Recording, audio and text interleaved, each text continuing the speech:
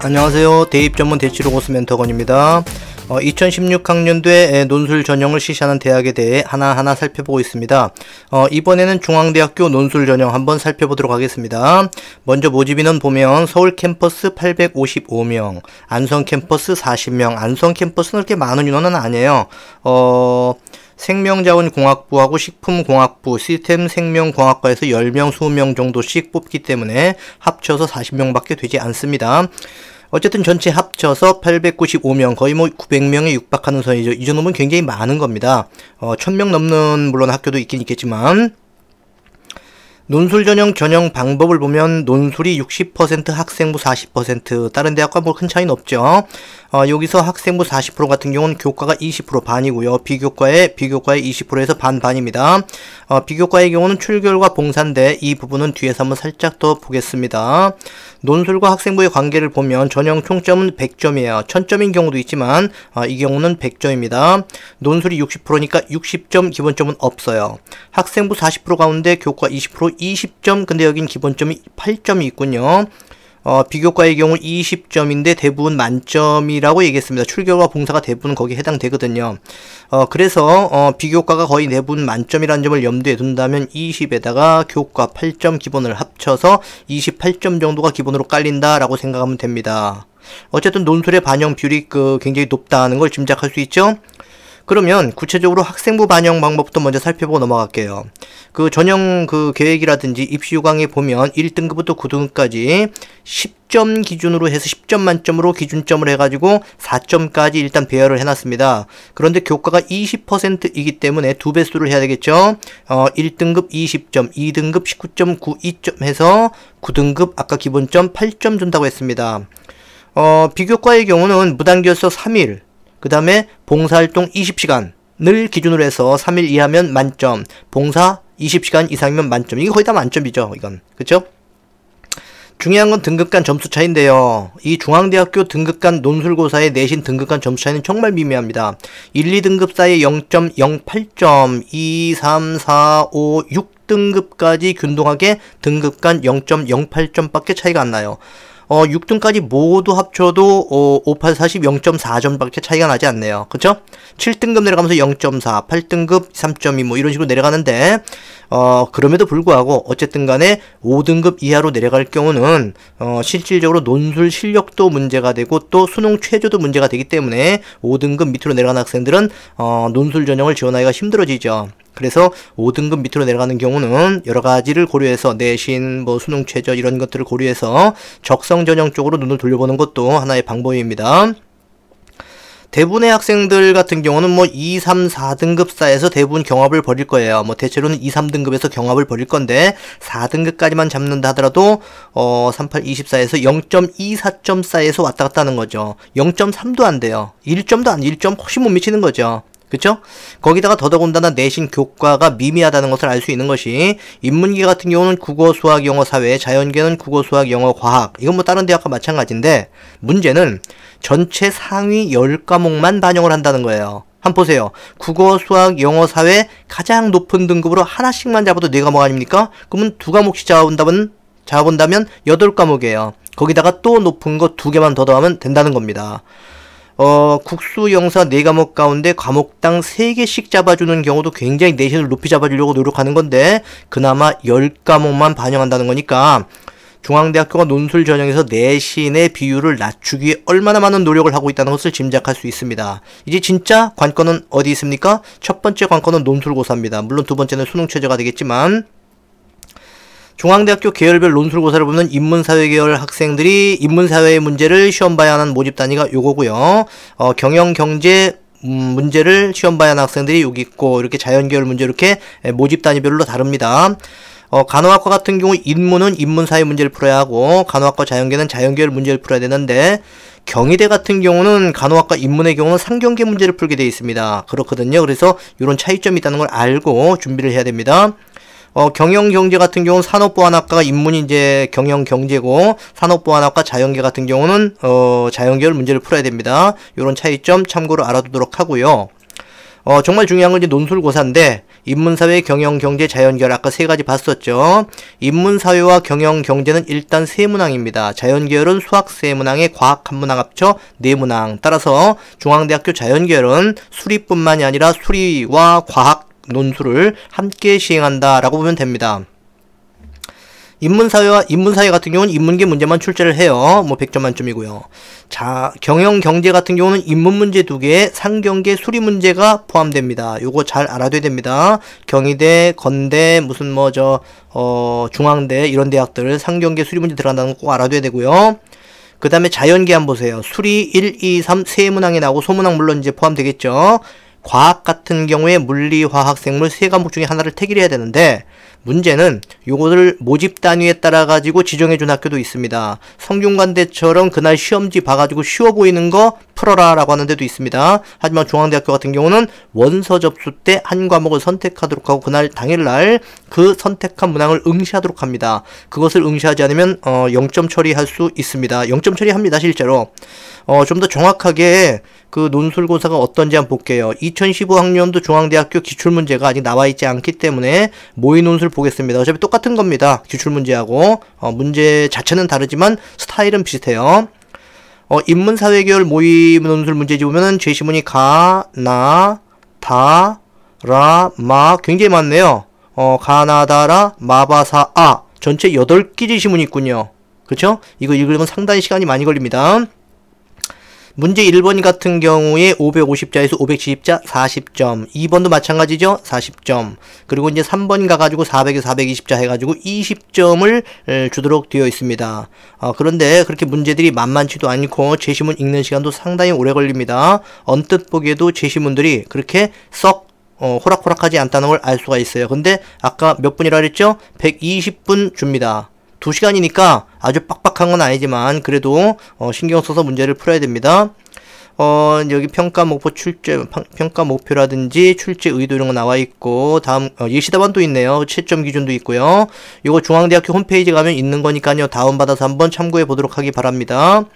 다음에 경영경제 제시문 가나, 다라, 마, 바, 사까지 해서 7개 제시문이 들어있습니다.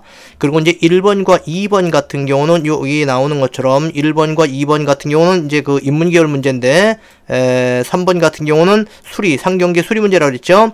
그래서 1번 기억의 차이, 기억의 역할의 차이를 하나의 완성된 글로 서술하시오. 550에서 570자 40점. 아까 인문계하고 똑같죠. 이거는 두 개는. 그래서 인문서술형은 똑같습니다.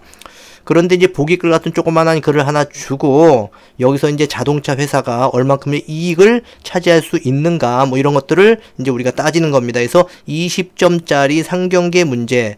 그래서 1, 2번이 40점씩이고 3번이 20점이기 때문에 배점이 좀 작다고 생각해서 우습게 생각하면 절대 안 됩니다. 여기에서 상당수 학생들이 많이 이제 못 풀어내는 학생들이 많거든요. 그래서 20점밖에 안 되지만 여기서 점수 차이가 많이 난다는 점 꼭 알아둬야 됩니다.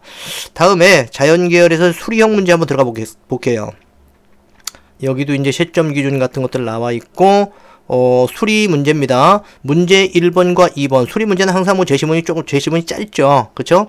1번 20점, 2번 같은 경우 소문항 2개가 있어서 10점, 10점 나갑니다. 3번 같은 경우 역시 짧은 제시문이 있고 3-1, 2 각각 10점, 20점. 합치면 전체적으로 100점 만점입니다. 그렇죠? 100점 만점인데 문제는 인문도 100점 만점, 경영경제도 100점 만점, 그 다음에 자연계도 100점 만점인데 아까 몇이었죠? 60%였습니다. 60%. 그렇기 때문에 60점 만점으로 환산을 한다라고 생각하면 되고 기본점은 없기 때문에 어쨌든 점수폭이 여기서 많이 벌어질 것이다 라고 생각하면 됩니다. 그래서 논술고사를 일단 잘 봐야 된다는 점. 그런데 이제 수능 최저 못 맞추면 뭐 아무것도 안 되는 거니까 수능 최저 한번 보고 넘어갈게요. 인문계 국비수의 영사탐 한 과목만 해도 됩니다. 사탐은. 그래서 국수 영탐 해가지고 세 과목 합 6등급이니까 만만하지 않습니다. 결코. 그렇죠? 그런데 이제 뭐 어떤 특정 영역이 몇 등급 이내에 들어야 된다라는 조건은 없기 때문에 세 과목 합 6등급이니까 둘둘둘 해도 되고 하나 둘 셋 해도 되고 뭐 하나 넷 요렇게 해도 됩니다. 자연계열 같은 경우는 서울은 국외의 숫비 과탐도 한 과목이고요. 두 과목 합 4등급 조금 여유가 있네요. 중위권 대학의 보편적인 케이스입니다. 여기서 수학비하고 과탐 필수는 과탐은 필수로 들어가도록 돼 있죠. 만만한 건 아니에요. 두 과목 4등급이라 해서 우습게 보면 안 됩니다. 안성 캠퍼스 같은 경우는 좀 여유가 있네요. 특별히 뭐 숫비, 과탐 필수 이런 거 없이 두 과목 합 6등급으로 잡아주고 있습니다. 의예과가 문제죠. 의예과. 자연계열만 응시할 수 있고 교차 지원 안 됩니다. 여기 자연계들 전체적으로. 의예과는 탐구를 두 과목 잡습니다. 한 과목 잡지 않고 두 과목 평균 해놓고 세 과목 각 1등급. 대개 의예과는 세 과목 각 1등급이거나 세 과목 합 3등급 이렇게 요구하는 경우가 참 많습니다. 뭐 인문계의 경우는 제2외국어 한문을 사탐 한 과목으로 인정하는 경우는 다른 대학과 큰 차이는 없네요. 요거 못 맞추면 큰일 납니다. 중앙대학교 같은 경우 수능 최저 학력 기준을 맞춰주는 비율이 약 한 50에서 60% 정도. 뭐 물론 모집 단위에 따라 조금씩 다르긴 하지만 대체로 한 55%, 많게 올라갈 때는 60%까지 올라간다는 점을 염두에 둔다면 이 수능 최저를 맞춰줌으로써 합격 가능성은 거의 2배 안팎까지 올라간다. 이렇게 생각하면 됩니다. 논술고사 일정이 전형 계획상 아직 안 나온 학교도 많이 있는데요. 중앙대학교는 이미 나왔습니다. 작년과 거의 같네요. 수능시험본 직후가 아닌 수능시험본 그 주 주말이 아니라 그 다음 주 주말입니다. 21일, 22일. 그런데 수능시험 보고 나서 그 다음 주 주말이니까 한 뭐 일주일 남짓 만에 시험 보는 거거든요. 수능시험 보고 조금 여유가 있긴 하지만 일주일 남짓 만에 실력을 부쩍 올리기는 힘듭니다. 따라서 미리미리 충분히 준비를 해둬야 될 것이다. 이제 마지막으로 중앙대학교 논술 전형 경쟁률 보겠습니다. 상당히 높습니다. 그렇죠? 중위권 대학 가운데서도 이제 30대 1 정도에서 머무는 학교들이 있는데 중앙대학교는 지금 55.98대 1 상당히 높은 편이에요. 한번 좀 구체적으로 볼까요? 스마트 경쟁률 UA나 진학에서 제공하는 스마트 경쟁률에 가면 이 그 경쟁률을 볼 수가 있는데 물론 전형별 경쟁률이 다 있습니다. 논술 전형 잠깐 볼까요? 59.74대 1 아까 우리가 봤던 거죠. 그러면 이제 구체적으로 모집 단위별로 어떤지 한번 슬쩍 보겠습니다. 잘 안 보이면 요거 전체 화면으로 놓고 봐도 되고요. 그리고 잘 안 보이는 경우는 그냥 말로만 들어도 됩니다. 지금 이걸 뭐 낱낱이 살펴보자는 건 아니니까 학생들도 열람해 볼 수 있어요. 55.98대 1인데 인문대학 전체적으로 60대 1 다 넘어가네요. 그렇죠? 70대 1 넘어가는 데도 있고요. 사회과학대학으로 넘어가니까 더 센데요. 60대 1 넘어가는 경우도 있고 뭐 80대 1, 90대 1 심지어 어딥니까? 심리학과 136.4대 1입니다. 엄청나죠? 그렇죠? 미디어 커뮤니케이션 학부 이 경우는 148.89대 1입니다. 엄청나죠? 자연과학대로 넘어가다 보니까 이제 조금 낮아지는 것 같은데 아닙니다. 실제로 화학과 생명과학과 수학과 같은 경우는 다 100대 1이 넘어가요.